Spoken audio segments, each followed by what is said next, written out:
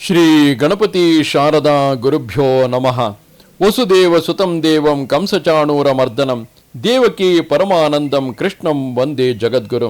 ಶ್ರೋತೃಗಳಿಗೆ ಶ್ರೀಮದ್ ಭಾಗವತದ ನವಮ ಸ್ಕಂದದಲ್ಲಿ ಪಾಂಚಾಲ ಕೌರವ ಮಗಧ ದೇಶೀಯ ರಾಜರ ವಂಶವರ್ಣನೆ ಎಂಬ 22ನೆಯ ಅಧ್ಯಾಯಕ್ಕೆ ಸ್ವಾಗತ.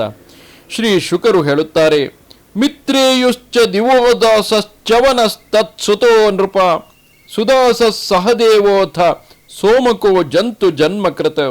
ಪರೀಕ್ಷಿತ, ಮುದ್ಗಲನ ಮಗನಾದ ದಿವೋದಾಸನ ವಂಶಾವಳಿಯನ್ನು ನಾನು ಇನ್ನು ಮುಂದೆ ಹೇಳುತ್ತೇನೆ. ದಿವೋದಾಸನ ಮಗ ಮಿತ್ರೇಯುವಿಗೆ ಚವನ, ಸುದಾಸ, ಸಹದೇವ ಮತ್ತು ಸೋಮಕರೆಂಬ 4 ಮಕ್ಕಳಿದ್ದರು. ಕನಿಷ್ಠನಾದ ಸೋಮಕನಿಗೆ 100 ಮಂದಿ ಮಕ್ಕಳಿದ್ದರು. ಆ 100 ಮಕ್ಕಳಲ್ಲಿ ಜಂತು ಎಂಬುವನು ಹಿರಿಯ ಮಗನು, ಪೃಷತನೆಂಬುವನು ಕಿರಿಯ ಮಗ. ಪೃಷತನ ಮಗ ದ್ರುಪದನಿಗೆ ದ್ರೌಪದಿ ಎಂಬ ಮಗಳು, ದೃಷ್ಟದ್ಯುಮ್ನೆಂಬ ಮಗನು ಇದ್ದರು. ದೃಷ್ಟದ್ಯುಮ್ನ ಮಗ ದೃಷ್ಟಕೇತು. ಭರ್ಮ್ಯಾಶ್ವನ ವಂಶದಲ್ಲಿ ಹುಟ್ಟಿದ ಇವರೆಲ್ಲರೂ ಪಾಂಚಾಲರೆಂದೇ ಕರೆಯಲ್ಪಡುತ್ತಾರೆ. ಅಜಮೇಢನಿಗೆ ರುಕ್ಷನೆಂಬ ಮತ್ತೊಬ್ಬ ಮಗನಿದ್ದನು. ರುಕ್ಷನ ಮಗ ಸಂವರಣ. ಸೂರ್ಯನ ಮಗಳಾದ ತಪತಿ ಎಂಬುವಳನ್ನು ಸಂವರಣನು ವರಿಸಿದನು. ಸಂವರಣನಿಗೆ ತಪತಿಯ ಗರ್ಭದಲ್ಲಿ ಕುರುಕ್ಷೇತ್ರಕ್ಕೆ ಅಧಿಪತಿಯಾದ ಕುರು ಎಂಬುವನು ಹುಟ್ಟಿದನು. ಕುರುವಿಗೆ ಪರೀಕ್ಷಿತ, ಸುಧನ್ವ, ಜಹ್ನು ಮತ್ತು ನಿಷಾಧಾಶ್ವರೆಂಬ 4 ಮಕ್ಕಳು ಹುಟ್ಟಿದರು. ಸುಧನ್ವನ ಮಗ ಸುಹೋತ್ರನ ಮಗ ಚವನನ ಮಗ ಕೃತಿಯ ಮಗ ಉಪರಿಚರ ವಸುವಿಗೆ ಬೃಹದ್ರಥನೆ ಮೊದಲಾದ ಹಲವಾರು ಮಕ್ಕಳು ಹುಟ್ಟಿದರು. ಇವರಲ್ಲಿ ಬೃಹದ್ರಥ, ಕುಶಾಂಬ, ಮತ್ಸ್ಯ, ಪ್ರತ್ಯರ್ಗ, ಛೇದಿಪ ಇವರೇ ಮೊದಲಾದವರು ಛೇದಿ ದೇಶಗಳಿಗೆ ರಾಜರಾದರು. ಬೃಹದ್ರಥನ ಮಗ ಕುಶಾಗ್ರನ ಮಗ ಋಷಭನ ಮಗ ಸತ್ಯಹಿತನ ಮಗ ಪುಷ್ಪವಂತನ ಮಗ ಜಘು. ಬೃಹದ್ರಥನ ಮತ್ತೊಬ್ಬ ಪತ್ನಿಯ ಗರ್ಭದಲ್ಲಿ ಒಂದೇ ಶರೀರದ 2 ಹೋಳುಗಳು ಹುಟ್ಟಿದವು. ಆ 2 ಹೋಳುಗಳನ್ನು ತಾಯಿಯು ಹೊರಗೆಸೆದಳು. ಜರ ಎಂಬ ರಾಕ್ಷಸಿಯೊಬ್ಬಳು ಆ 2 ಹೋಳುಗಳನ್ನು ಹಿಡಿದುಕೊಂಡು ಜೀವ ಅಂದರೆ ಬದುಕು ಎಂದು ಹೇಳುತ್ತಾ ಕುಣಿಯುತ್ತಾ ಆ 2 ಹೋಳುಗಳನ್ನು ಜೋಡಿಸಿದಳು. 2 ಹೋಳುಗಳು ಸೇರಿಕೊಂಡು ಅದು ಜೀವಂತ ಶಿಶುವಾಯಿತು. ಜರೆಯು 2 ಹೋಳುಗಳನ್ನು ಸಂಧ ಅಂದರೆ ಜೋಡಿಸಿದ್ದರಿಂದ ಆ ಶಿಶುವಿಗೆ ಜರಾಸಂಧನೆಂದೇ ಹೆಸರಾಯಿತು. ಜರಾಸಂಧನ ಮಗ ಸಹದೇವನ ಮಗ ಸೋಮಾಪಿಯ ಮಗ ಶ್ರುತಶ್ರವಸ. ಕುರುವಿನ ಜ್ಯೇಷ್ಠ ಪುತ್ರನಾದ ಪರೀಕ್ಷಿತನಿಗೆ ಸಂತಾನವಿರಲಿಲ್ಲ. ಕುರುವಿನ 3ನೆಯ ಮಗನಾದ ಜಹ್ನುವಿನ ಮಗ ಸುರಥನ ಮಗ ವಿದೂರಥನ ಮಗ ಸಾರ್ವಭೌಮನ ಮಗ ಜಯಸೇನನ ಸುಪುತ್ರ ರಾಧಿಕನ ಮಗ ಆಯುತನ ಮಗ ಕ್ರೋಧನನ ಮಗ ದೇವಾತಿಥಿಯ ಮಗ ಋಷ್ಯನ ಮಗ ದಿಲೀಪನ ಮಗ ಪ್ರತೀಪನಿಗೆ ದೇವಾಪಿ, ಶಂತನು ಮತ್ತು ಬಾಹ್ಲೀಕರೆಂಬ 3 ಮಕ್ಕಳಿದ್ದರು. ದೇವಾಪಿಯು ಪಿತೃರಾಜ್ಯವನ್ನು ತ್ಯಾಗ ಮಾಡಿ ಅರಣ್ಯಕ್ಕೆ ಹೊರಟು ಹೋದನು. ಹಿರಿಯ ಮಗನು ಹೊರಟು ಹೋದುದರಿಂದ 2ನೇಯವನಾದ ಶಂತನುವೇ ರಾಜನಾದನು. ಪೂರ್ವಜನ್ಮದಲ್ಲಿ ಶಂತನುವಿನ ಹೆಸರು ಮಹಾಭಿಷ ಎಂದಿದ್ದಿತು. ಶಂತನುವಿನಲ್ಲಿ ಅನಿರ್ವಚನೀಯವಾದ ಪ್ರಭಾವವಿದ್ದಿತು. ಯಯ್ಯಂಕರಾಭ್ಯಾಂ ಸ್ಪೃಶತಿ ಜೀರ್ಣಂ ಯೌವನಮೇತಿ ಸಹ ಶಾಂತಿಮಾಪ್ನೋತಿ ಚೈವಾಗ್ರ್ಯಾಂ ಕರ್ಮಣ ತೇನ ಶಂತನಹು. ಈ ಜನ್ಮದಲ್ಲಿ ಶಂತನವೆಂಬ ಅನ್ವರ್ಥ ನಾಮದಿಂದ ಕರೆಯಲ್ಪಡುತ್ತಿದ್ದ ಅವನು ಯಾವನನ್ನೇ ಕೈಗಳಿಂದ ಮುಟ್ಟಿದರೂ ಅವನು ಒಡನೆಯೇ ನವಯುವಕನಾಗಿ ಬಿಡುತ್ತಿದ್ದನು. ಅವನಿಗೆ ಪರಮ ಶಾಂತಿಯು ಲಭಿಸುತ್ತಿದ್ದಿತು. ಈ ಕಾರಣದಿಂದ ಅವನು ಶಂತನು ಎಂಬ ಹೆಸರಿನಿಂದಲೇ ಪ್ರಸಿದ್ಧನಾದನು. ಒಮ್ಮೆ ಶಂತನುವಿನ ರಾಜ್ಯದಲ್ಲಿ ಇಂದ್ರನು 12 ವರ್ಷಗಳವರೆಗೆ ಮಳೆಗರೆಯಲೇ ಇಲ್ಲ. ಇದಕ್ಕೆ ಕಾರಣವೇನಿರಬಹುದೆಂದು ಶಂತನುವು ಬ್ರಾಹ್ಮಣರನ್ನು ಕರೆಯಿಸಿ ಪ್ರಶ್ನಿಸಿದನು. ವಿದ್ವಾಂಸರಾದ ಬ್ರಾಹ್ಮಣರು ಶಾಸ್ತ್ರ ವಿಧಿಯನ್ನು ಪರಿಶೀಲಿಸಿ ರಾಜನಿಗೆ ಹೇಳಿದರು, ಮಹಾರಾಜ, ನೀನು ನಿಮ್ಮ ಅಣ್ಣನಾದ ದೇವಾಪಿಯು ವಿವಾಹವಾಗುವುದಕ್ಕಿಂತಲೂ ಮೊದಲೇ ವಿವಾಹವಾಗಿರುವೆ, ಅಗ್ನಿಹೋತ್ರವನ್ನು ಮಾಡುತ್ತಿರುವೆ, ರಾಜ್ಯವನ್ನು ಪಡೆದುಕೊಂಡಿರುವೆ. ಆದುದರಿಂದ ನೀನು ಪರಿವೇತ್ರವಾಗಿರುವೆ. ರಾಜನಾದ ನಿನಗೆ ಪರಿವೇತ್ರತ್ವದ ದೋಷವಿರುವುದರಿಂದ, ಅಂದರೆ ಅಣ್ಣನಿಗಿಂತ ಮೊದಲೇ ವಿವಾಹವಾದ ದೋಷವಿರುವುದರಿಂದ ರಾಜ್ಯದಲ್ಲಿ ಮಳೆ ಬೆಳೆಗಳಾಗಿಲ್ಲ. ನೀನು ರಾಜಧಾನಿಯ ಮತ್ತು ರಾಜ್ಯದ ಔನ್ನತ್ಯವನ್ನು ಬಯಸುವೆಯಾದರೆ ಶೀಘ್ರವಾಗಿ ನಿಮ್ಮ ಅಣ್ಣನ ಬಳಿಗೆ ಹೋಗಿ ಅವನಿಗೆ ರಾಜ್ಯವನ್ನು ಒಪ್ಪಿಸಿಬಿಡು. ಹೀಗೆ ವಿದ್ವಾಂಸರಾದ ಬ್ರಾಹ್ಮಣರು ಶಂತನುವಿಗೆ ಹೇಳುತ್ತಲೇ ಶಂತನುವು ಅರಣ್ಯಕ್ಕೆ ಹೋಗಿ ತನ್ನ ಅಣ್ಣನಾದ ದೇವಾಪಿಯನ್ನು ರಾಜ್ಯವನ್ನು ಪಡೆದುಕೊಳ್ಳುವಂತೆ ಪ್ರಾರ್ಥಿಸಿದನು. ಇಷ್ಟರೊಳಗಾಗಿ ಶಂತನುವಿನ ಮಂತ್ರಿಯಾದ ಅಶ್ಮರಾತನೆಂಬುವನು ದೇವಾಪಿಯ ಬಳಿಗೆ ಕೆಲವು ಬ್ರಾಹ್ಮಣರನ್ನು ಕಳುಹಿಸಿ ಪಾಷಂಡ ಮತವನ್ನು ಬೋಧಿಸುವ ನಾಸ್ತಿಕೋಕ್ತಿಗಳಿಂದ ದೇವಾಪಿಯ ಮನಸ್ಸನ್ನು ಕೆಡಿಸಿ ಅವನು ವೇದ ಮಾರ್ಗದಿಂದ ಭ್ರಷ್ಟನಾಗುವಂತೆ ಮಾಡಿಬಿಟ್ಟಿದ್ದನು. ಈ ಕಾರಣದಿಂದ ದೇವಾಪಿಯು ತಮ್ಮನ ಪ್ರಾರ್ಥನೆಯನ್ನು ಅಂಗೀಕರಿಸದೆ ಶಾಸ್ತ್ರಕ್ಕೆ ವಿರುದ್ಧವಾದ ರೀತಿಯಲ್ಲಿ ವೇದದೂಷಕವಾದ ನಾಸ್ತಿಕವಾದವನ್ನು ಬೋಧಿಸತೊಡಗಿದನು. ಅಣ್ಣನಿಗಿಂತಲೂ ಮೊದಲು ತಮ್ಮನ್ನು ಮದುವೆಯಾಗಬಾರದೆಂಬ, ಅಗ್ನಿಹೋತ್ರವನ್ನು ಮಾಡಕೂಡದೆಂಬ ವೇದ ನಿರ್ದಿಷ್ಟವಾದ ವಾದವನ್ನು ಅವನು ಒಪ್ಪಲಿಲ್ಲ. ವೇದ ದೂಷಣ ರೂಪವಾದ ಈ ಪಾಪದಿಂದಾಗಿ ದೇವಾಪಿಯು ರಾಜ್ಯವನ್ನು ಪುನಃ ಪಡೆದುಕೊಳ್ಳಲು ಅನರ್ಹನು ಆದನು. ಇದರಿಂದ ಶಂತನುವಿಗೆ ಪರಿವೇತೃವಿನ ದೋಷವು ಪರಿಹಾರವಾಗಿ ಇಂದ್ರನು ಮಳೆಗರೆಯಲು ಪ್ರಾರಂಭಿಸಿದನು. ದೇವಾಪಿಯು ಗೃಹಸ್ಥನಾಗಲು ಅಥವಾ ರಾಜ್ಯವನ್ನು ಸ್ವೀಕರಿಸಲು ಒಪ್ಪದಿದ್ದರೂ ಯೋಗ ಮಾರ್ಗದಿಂದ ವಿಚಲಿತನಾಗಲಿಲ್ಲ. ಅವನು ಈಗಲೂ ಯೋಗ ಸಾಧನೆ ಮಾಡುತ್ತಾ ಯೋಗಿಗಳಿಗೆ ನಿವಾಸ ಸ್ಥಾನವಾದ ಸುಪ್ರಸಿದ್ಧವಾದ ಕಲಾಪ ಗ್ರಾಮದಲ್ಲಿ ವಾಸವಾಗಿದ್ದಾನೆ. ಸೋಮವಂಶವು ಕಲಿಯುಗದಲ್ಲಿ ನಷ್ಟವಾಗಿ ಹೋದ ನಂತರ ಸತ್ಯಯುಗದ ಪ್ರಾರಂಭದಲ್ಲಿ ದೇವಾಪಿಯು ಚಂದ್ರವಂಶದ ಉತ್ಪತ್ತಿಗೆ ಕಾರಣನಾಗುತ್ತಾನೆ. ಶಂತನುವಿನ ಕಿರಿಯ ತಮ್ಮನಾದ ಬಾಹ್ಲೀಕನಿಗೆ ಸೋಮದತ್ತನೆಂಬ ಮಗನಿದ್ದನು.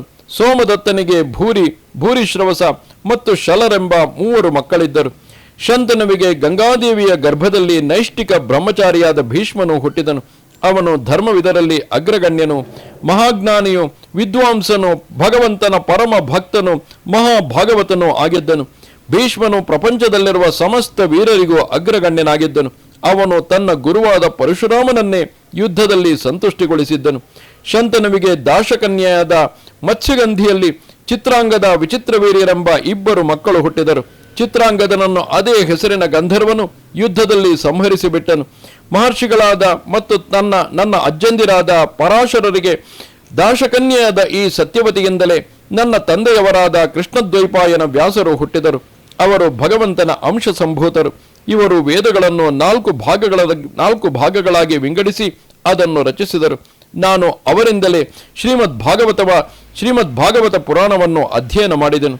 ಈ ಪುರಾಣವು ಅತ್ಯಂತ ಗೋಪನೀಯವೂ ರಹಸ್ಯಗಳಿಂದ ಕೂಡಿದುದು ಆಗಿದೆ. ಈ ಮಹಾಪುರಾಣವನ್ನು ನಮ್ಮ ತಂದೆಯವರು ತಮ್ಮ ಪ್ರಿಯ ಶಿಷ್ಯರಾದ ಪೈಲರೆ ಮೊದಲಾದವರಿಗೆ ಉಪದೇಶಿಸಲಿಲ್ಲ. ನನ್ನೊಬ್ಬನನ್ನೇ ಅವರು ಇದನ್ನು ಕಲಿಯಲು ಯೋಗ್ಯನಾದ ಅಧಿಕಾರಿ ಎಂದು ಭಾವಿಸಿದರು. ಇದಕ್ಕೆ ಕಾರಣ ನಾನು ಅವರಿಗೆ ಪುತ್ರನಾಗಿ ಹುಟ್ಟಿದ್ದು. ಪುತ್ರ ಪ್ರೇಮ, ಎರಡನೆಯದಾಗಿ ಶಾಂತಿಯೇ ಮೊದಲಾದ ಸದ್ಗುಣಗಳು ನನ್ನಲ್ಲಿ ವಿಶೇಷವಾಗಿದ್ದುದು. ಈ ಕಾರಣಗಳಿಂದ ಈ ದಿವ್ಯವಾದ ಮಹಾಪುರಾಣವನ್ನು ಕೃಷ್ಣದ್ವೈಪಾಯನ ವ್ಯಾಸರು ನನಗೆ ಉಪದೇಶಿಸಿದರು. ಶಂತನುವಿನ ಮತ್ತೊಬ್ಬ ಮಗನಾದ ವಿಚಿತ್ರವೀರ್ಯನಿಗೆ ಕಾಶಿರಾಜನ ಮಕ್ಕಳಾದ ಅಂಬಾಲಿಕೆಯವರೊಡನೆ ವಿವಾಹವಾಯಿತು. ಈ ಇಬ್ಬರನ್ನು ಮಹಾಪರಾಕ್ರಮಿಯಾದ ಭೀಷ್ಮನು ಸ್ವಯಂವರ ಮಂಟಪದಿಂದ ಬಲಾತ್ಕಾರ ಪೂರ್ವಕವಾಗಿ ಕರೆತಂದಿದ್ದನು. ವಿಚಿತ್ರವೀರ್ಯನು ತನ್ನ ಪತ್ನಿಯರಲ್ಲಿ ಅತ್ಯಂತ ಆಸಕ್ತನಾಗಿದ್ದುದರಿಂದ ರಾಜಯಕ್ಷ್ಮ ರೋಗಕ್ಕೆ ತುತ್ತಾಗಿ ಅಸುನೀಗಿದನು. ತಾಯಿಯಾದ ಸತ್ಯವತಿಯ ನಿರ್ದೇಶನದಂತೆ ವ್ಯಾಸರು ಸಂತಾನಹೀನರಾಗಿದ್ದ ತಮ್ಮನ ಭಾರ್ಯೆಯರಿಗೆ ಧೃತರಾಷ್ಟ್ರ ಮತ್ತು ಪಾಂಡು ಎಂಬ 2 ಮಕ್ಕಳನ್ನು ಅನುಗ್ರಹಿಸಿದರು. ಅವರ ದಾಸಿಯ ಗರ್ಭದಿಂದ 3ನೇಯವನಾದ ವಿದುರನು ವ್ಯಾಸರ ಅನುಗ್ರಹದಿಂದ ಹುಟ್ಟಿದನು. ಧೃತರಾಷ್ಟ್ರನಿಗೆ ಗಾಂಧಾರಿ ಎಂಬ ಪತ್ನಿಯಿಂದ 100 ಮಕ್ಕಳಾದರು. ದುರ್ಯೋಧನನೆಂಬುವನೇ ಇವರಲ್ಲಿ ಹಿರಿಯನು. ದುಶ್ಶಲ ಎಂಬ ಪುತ್ರಿಯು ಕಿರಿಯಳು. ಕುಂತಿ ಎಂಬುವಳು ಪಾಂಡುವಿನ ಪತ್ನಿಯಾಗಿದ್ದಳು. ಶಾಪದ ಕಾರಣದಿಂದಾಗಿ ಪಾಂಡುವು ಸ್ತ್ರೀಯರ ಸಮಾಗಮವನ್ನು ಮಾಡುವಂತಿರಲಿಲ್ಲ. ಆದುದರಿಂದ ಕುಂತಿಯ ಗರ್ಭದಲ್ಲಿ ಧರ್ಮ, ವಾಯು ಮತ್ತು ಇಂದ್ರರ ಅನುಗ್ರಹದಿಂದ ಕ್ರಮವಾಗಿ ಯುಧಿಷ್ಠಿರ, ಭೀಮ ಮತ್ತು ಅರ್ಜುನರೆಂಬ 3 ಮಕ್ಕಳು ಹುಟ್ಟಿದರು. ಈ 3 ಮಹಾರಥಿಗಳಾಗಿದ್ದರು. ಪಾಂಡುವಿನಿಗೆ ಮಾದ್ರಿ ಎಂಬ ಮತ್ತೊಬ್ಬ ಮಡದಿಯೂ ಇದ್ದಳು. ಅವಳಿಗೆ ಅಶ್ವಿನಿ ದೇವತೆಗಳ ಅನುಗ್ರಹದಿಂದ ನಕುಲ ಸಹದೇವರೆಂಬ ಅವಳಿ ಮಕ್ಕಳು ಹುಟ್ಟಿದರು. ಈ 5 ಪಾಂಡವರಿಗೆ ದ್ರೌಪದಿಯು ಏಕಮಾತ್ರ ಪತ್ನಿಯಾದಳು. ದ್ರೌಪದಿಯಲ್ಲಿ ಯುಧಿಷ್ಠಿರನಿಗೆ ಪ್ರತಿವಿಂದ್ಯನೆಂಬುವನು, ಭೀಮಸೇನನಿಗೆ ಶ್ರುತಸೋಮನೆಂಬುವನು, ಅರ್ಜುನನಿಗೆ ಶ್ರುತಕೀರ್ತಿ ಎಂಬುವನು, ನಕುಲನಿಗೆ ಶತಾನೀಕನೆಂಬುವನು, ಸಹದೇವನಿಗೆ ಶ್ರುತಕರ್ಮನೆಂಬುವನು ಮಕ್ಕಳಾಗಿ ಹುಟ್ಟಿದರು. ಯುಧಿಷ್ಠಿರನಿಗೆ ಪೌರವಿ ಎಂಬ ಮತ್ತೊಬ್ಬ ಪತ್ನಿಯಲ್ಲಿ ದೇವಕನೆಂಬ ಮಗನು, ಭೀಮಸೇನನಿಗೆ ಹಿಡಿಂಬ ಎಂಬ ಪತ್ನಿಯಲ್ಲಿ ಘಟೋತ್ಕಚನೆಂಬ ಮಗನು, ಕಾಲಿ ಎಂಬ ಪತ್ನಿಯಲ್ಲಿ ಸರ್ವಗತನೆಂಬ ಮಗನು, ಸಹದೇವನಿಗೆ ಪರ್ವತ ಕುಮಾರಿಯಾದ ವಿಜಯ ಎಂಬ ಭಾರ್ಯೆಯಲ್ಲಿ ಸುಹೋತ್ರನೆಂಬ ಮಗನು, ನಕುಲನಿಗೆ ಕರೇಣುಮತಿ ಎಂಬ ಭಾರ್ಯೆಯಲ್ಲಿ ನರಮಿತ್ರನೆಂಬ ಮಗನು, ಅರ್ಜುನನಿಗೆ ನಾಗಕನ್ಯೆಯಾದ ಉಲೂಪಿಯಲ್ಲಿ ಇರಾವಂತನೆಂಬ ಮಗನು, ಮಣಿಪುರದ ನರೇಶನ ಮಗಳಾದ ಚಿತ್ರಾಂಗದ ಎಂಬ ಭಾರ್ಯೆಯಲ್ಲಿ ಬಭ್ರುವಾಹನನೆಂಬ ಮಗನು ಹುಟ್ಟಿದರು. ಆದರೆ ಹಿಂದೆ ಮಾಡಿಕೊಂಡಿದ್ದ ನಿರ್ಣಯದಂತೆ ಬಭ್ರುವಾಹನನು ಪುತ್ರಿಕಾ ಸುತನಾಗಿ ಅವನ ಅಜ್ಜನಿಗೆ ಮಗನಾದನು.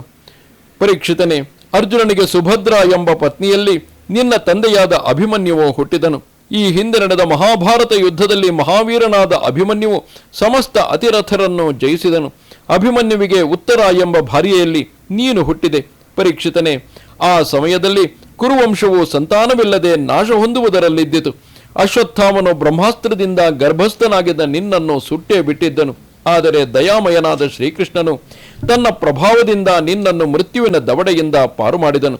ಅವನ ಪರಮಾನುಗ್ರಹದಿಂದ ಮೃತನಾಗಿದ್ದ ನೀನು ಜೀವಿಸಿದೆ. ಪರೀಕ್ಷಿತನೇ, ನಿನ್ನ ಮಕ್ಕಳಾದ ಜನಮೇಜಯ, ಶ್ರುತಸೇನ, ಭೀಮಸೇನ ಮತ್ತು ಉಗ್ರಸೇನರು ನಿನ್ನ ಮುಂದೆಯೇ ಕುಳಿತಿದ್ದಾರೆ. ನಿನಗೆ ತಿಳಿದಿರುವಂತೆಯೇ ಇವರೆಲ್ಲರೂ ಮಹಾಪರಾಕ್ರಮಿಗಳಾಗಿದ್ದಾರೆ. ತಕ್ಷಕನು ಕಚ್ಚಿದೊಡನೆಯೇ ನಿನ್ನ ಅವಸಾನವಾಗುತ್ತದೆ. ತಕ್ಷಕನಿಂದ ನೀನು ಮರಣ ಹೊಂದಿದೆ ಎಂಬುದನ್ನು ತಿಳಿದು ನಿನ್ನ ಹಿರಿಯ ಮಗನಾದ ಜನಮೇಜಯನು ಕೋಪದಿಂದ ಕಡು ಕೆರಳುತ್ತಾನೆ. ಸರ್ಪಯಾಗ ಮಾಡಿ ಎಲ್ಲ ಸರ್ಪಗಳನ್ನು ಯಜ್ಞೇಶ್ವರನಿಗೆ ಆಹುತಿಯನ್ನಾಗಿ ಮಾಡುತ್ತಾನೆ. ಕಾವಶಯ್ಯನ ಮಗನಾದ ತುರನೆಂಬ ಬ್ರಾಹ್ಮಣನನ್ನು ಪುರೋಹಿತನನ್ನಾಗಿ ಮಾಡಿಕೊಂಡು ಜನಮೇಜಯನು ಅಶ್ವಮೇಧ ಯಾಗ ಮಾಡುತ್ತಾನೆ. ಎಲ್ಲ ದಿಕ್ಕುಗಳಲ್ಲಿಯೂ ಇರುವ ಅಖಂಡ ಭೂಮಂಡಲವನ್ನು ಗೆದ್ದು ಯಜ್ಞಗಳ ಮೂಲಕವಾಗಿ ಭಗವಂತನನ್ನು ಆರಾಧಿಸುತ್ತಾನೆ. ಜನಮೇಜಯನಿಗೆ ಶತಾನೀಕನೆಂಬುವನು ಮಗನಾಗಿ ಹುಟ್ಟುತ್ತಾನೆ. ಶತಾನೀಕನು ಯಾಜ್ಞವಲ್ಕ್ಯರಿಂದ 3 ವೇದಗಳನ್ನು, ಕರ್ಮಕಾಂಡವನ್ನು ಕಲಿತುಕೊಳ್ಳುತ್ತಾನೆ. ಕೃಪಾಚಾರ್ಯರಿಂದ ಅಸ್ತ್ರವಿದ್ಯೆಯನ್ನು ತಿಳಿದುಕೊಳ್ಳುತ್ತಾನೆ. ಶೌನಕರಿಂದ ಆತ್ಮಜ್ಞಾನವನ್ನು ಪಡೆದುಕೊಂಡು ಪರಮಾತ್ಮನಲ್ಲಿ ಸೇರಿಕೊಳ್ಳುತ್ತಾನೆ. ಶತಾನೀಕನಿಗೆ ಸಹಸ್ರಾನೀಕನೆಂಬ ಮಗನು ಹುಟ್ಟುತ್ತಾನೆ. ಸಹಸ್ರಾನೀಕನಿಗೆ ಅಶ್ವಮೇಧಜನೆಂಬ ಮಗನು ಹುಟ್ಟುತ್ತಾನೆ. ಅಶ್ವಮೇಧಜನಿಗೆ ಅಸೀಮ ಕೃಷ್ಣನೆಂಬ ಮಗನು ಹುಟ್ಟುತ್ತಾನೆ. ನೇಮಿಚಕ್ರನು ಅಸೀಮ ಕೃಷ್ಣನಿಗೆ ಮಗನಾಗಿ ಹುಟ್ಟುತ್ತಾನೆ. ಹಸ್ತಿನಾಪುರವು ಗಂಗಾ ಪ್ರವಾಹದಲ್ಲಿ ಕೊಚ್ಚಿ ಹೋದ ನಂತರ ನೇಮಿಚಕ್ರನು ಕೌಶಾಂಬಿಪುರದಲ್ಲಿ ಸುಖವಾಗಿ ವಾಸ ಮಾಡಿಕೊಂಡಿರುತ್ತಾನೆ. ಚಿತ್ರರಥನೆಂಬುವನು ನೇಮಿಚಕ್ರನ ಮಗನಾಗಿ ಹುಟ್ಟುತ್ತಾನೆ. ಚಿತ್ರರಥನಿಗೆ ಕವಿರಥನೆಂಬುವನು ಮಗನಾಗಿ ಹುಟ್ಟುತ್ತಾನೆ. ಕವಿರಥನಿಗೆ ವೃಷ್ಟಿಮಂತನೆಂಬುವನು ಮಗನಾಗಿ ಹುಟ್ಟುತ್ತಾನೆ. ವೃಷ್ಟಿಮಂತನಿಗೆ ರಾಜ ಸುಷೇಣನು ಮಗನಾಗಿ ಹುಟ್ಟುತ್ತಾನೆ. ಸುಷೇಣನಿಗೆ ಸುನೀತನೆಂಬುವನು ಮಗನಾಗಿ ಹುಟ್ಟುತ್ತಾನೆ. ಸುನೀತನಿಗೆ ನೃಚಕ್ಷು ಎಂಬುವನು ಮಗನಾಗಿ ಹುಟ್ಟುತ್ತಾನೆ. ನೃಚಕ್ಷುವಿಗೆ ಸುಖೀನಲನೆಂಬುವನು ಮಗನಾಗಿ ಹುಟ್ಟುತ್ತಾನೆ. ಸುಖೀನಲನಿಗೆ ಪರಿಪ್ಲವನೆಂಬುವನು ಮಗನಾಗಿ ಹುಟ್ಟುತ್ತಾನೆ. ಪರಿಪ್ಲವನಿಗೆ ಸುನಯ ಎಂಬುವನು ಮಗನಾಗಿ ಹುಟ್ಟುತ್ತಾನೆ. ಸುನಯನಿಗೆ ಮೇಧಾವಿ ಎಂಬುವನು ಮಗನಾಗಿ ಹುಟ್ಟುತ್ತಾನೆ. ಮೇಧಾವಿಗೆ ನೃಪಂಜಯನೆಂಬುವನು ಮಗನಾಗಿ ಹುಟ್ಟುತ್ತಾನೆ.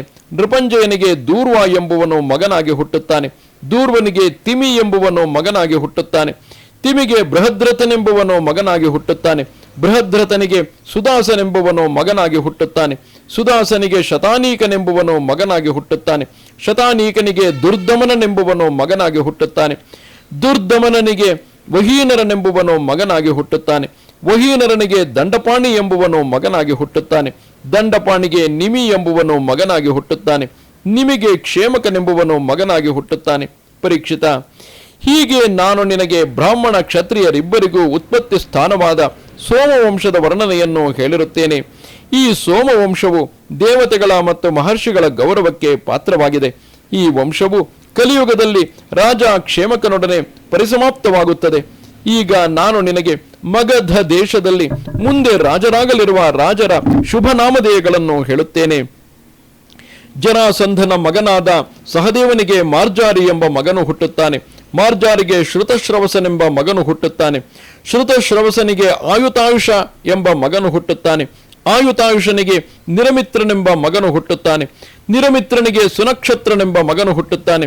ಸುನಕ್ಷತ್ರನಿಗೆ ಬೃಹತ್ಸೇನನೆಂಬ ಮಗನು ಹುಟ್ಟುತ್ತಾನೆ. ಬೃಹತ್ಸೇನನಿಗೆ ಕರ್ಮಜಿತನೆಂಬ ಮಗನು ಹುಟ್ಟುತ್ತಾನೆ. ಕರ್ಮಜಿತನಿಗೆ ಸೃತಂಜಯನೆಂಬ ಮಗನು ಹುಟ್ಟುತ್ತಾನೆ. ಸೃತಂಜಯನಿಗೆ ವಿಪ್ರನೆಂಬ ಮಗನು ಹುಟ್ಟುತ್ತಾನೆ. ವಿಪ್ರನಿಗೆ ಶುಚಿ ಎಂಬ ಮಗನು ಹುಟ್ಟುತ್ತಾನೆ. ಶುಚಿಗೆ ಕ್ಷೇಮನೆಂಬ ಮಗನು ಹುಟ್ಟುತ್ತಾನೆ. ಕ್ಷೇಮನಿಗೆ ಸುವೃತನೆಂಬ ಮಗನು ಹುಟ್ಟುತ್ತಾನೆ. ಸುವೃತನಿಗೆ ಧರ್ಮಸೂತ್ರನೆಂಬ ಮಗನು ಹುಟ್ಟುತ್ತಾನೆ. ಧರ್ಮಸೂತ್ರನಿಗೆ ಶಮ ಎಂಬ ಮಗನು ಹುಟ್ಟುತ್ತಾನೆ. ಶಮನಿಗೆ ದ್ಯುಮತ್ಸೇನನೆಂಬ ಮಗನು ಪುತ್ರನು ಹುಟ್ಟುತ್ತಾನೆ. ದ್ಯುಮತ್ಸೇನನಿಗೆ ಸುಮತಿ ಎಂಬ ಮಗನು ಹುಟ್ಟುತ್ತಾನೆ. ಸುಮತಿಗೆ ಸುಬಲನೆಂಬ ಪುತ್ರನು ಜನಿಸುತ್ತಾನೆ. ಸುಬಲನಿಗೆ ಸುನೀತನೆಂಬ ಮಗನು ಹುಟ್ಟುತ್ತಾನೆ. ಸುನೀತನಿಗೆ ಸತ್ಯಜಿತನೆಂಬ ಮಗನು ಹುಟ್ಟುತ್ತಾನೆ. ಸತ್ಯಜಿತನಿಗೆ ವಿಶ್ವಜಿತನೆಂಬ ಮಗನು ಹುಟ್ಟುತ್ತಾನೆ. ವಿಶ್ವಜಿತನಿಗೆ ರಿಪುಂಜಯನೆಂಬ ಮಗನು ಹುಟ್ಟುತ್ತಾನೆ. ಇವರೆಲ್ಲರೂ ಬೃಹದ್ರಥನ ವಂಶದ ರಾಜರಾಗಿರುತ್ತಾರೆ. ಇವರು 1000 ವರ್ಷಗಳವರೆಗೆ ಈ ಭೂಮಂಡಲವನ್ನು ಆಳುತ್ತಾರೆ ಎನ್ನುವಲ್ಲಿಗೆ ಮಹಾಪುರಾಣವೋ ಪಾರಮಹಂಸ ಸಂಹಿತೆಯೋ ಆಗಿರುವ ಶ್ರೀಮದ್ ಭಾಗವತದಲ್ಲಿ 9ಮ ಸ್ಕಂದದ 22ನೆಯ ಅಧ್ಯಾಯವು ಮುಗಿಯಿತು. ನಮಸ್ತೆ ಶಾರದೆ ದೇವಿ ಕಾಶ್ಮೀರ ಪುರವಾಸಿನಿ ತ್ವಾಮಹಂ ಪ್ರಾರ್ಥಯೇ ನಿತ್ಯಂ ವಿದ್ಯಾದಾನಂಚ ದೇಹಿಮೆ. ನಮಸ್ಕಾರ.